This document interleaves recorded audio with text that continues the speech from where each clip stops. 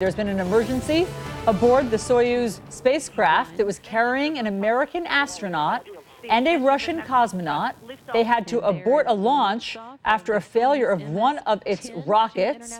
You're about to see some of the video, so let's get right to CNN's Fred Pleitgen. He is live in Moscow with this developing story. Fred, what happened?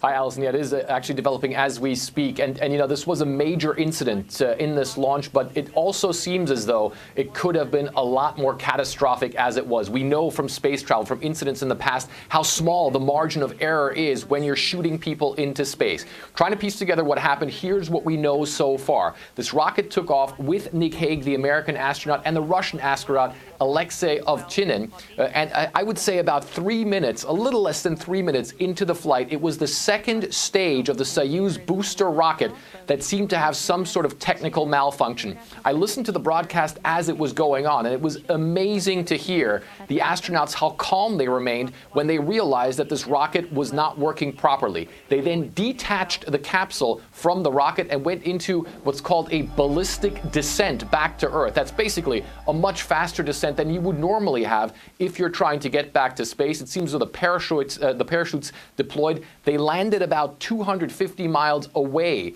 from where the rocket took off. And the latest that we have, and again, this is just coming in, is that there are helicopters that have been on the way to the site of where they landed. We hear that the astronauts are alive and are apparently in good condition, as the Russians put it. Apparently, there are crews that are on the scene right now, Russian paratroopers actually jumping out of helicopters to get to that site as fast as possible. Of course, we'll keep giving you updates as to exactly how these astronauts are doing. Just a quick word, though. Nick Hague, the American astronaut, he's only been with the astronaut program of NASA since 2013. It was going to be his first flight into space, Allison. Hey, Fred, that video is incredible. I mean, that's a very hard landing. It looks as though, I mean, it gives the impression that something explodes upon impact, but in fact, it looks like maybe they're just falling into kind of a dusty field.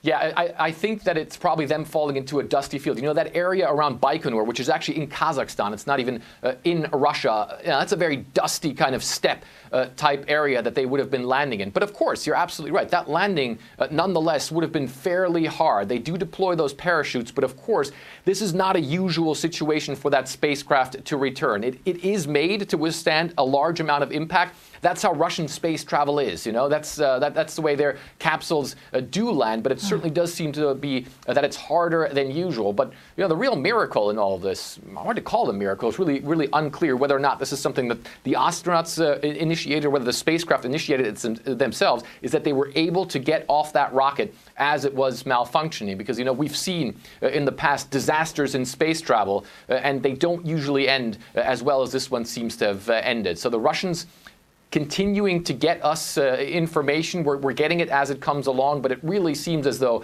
these two astronauts, I wouldn't want to say they got lucky, but they certainly seem to have been very calm, very cool, relaxed, and extremely professional in a very, very difficult situation. Yes, you're so right, Fred. I mean, they survived. And just one more time, is NASA in touch with the American astronaut now?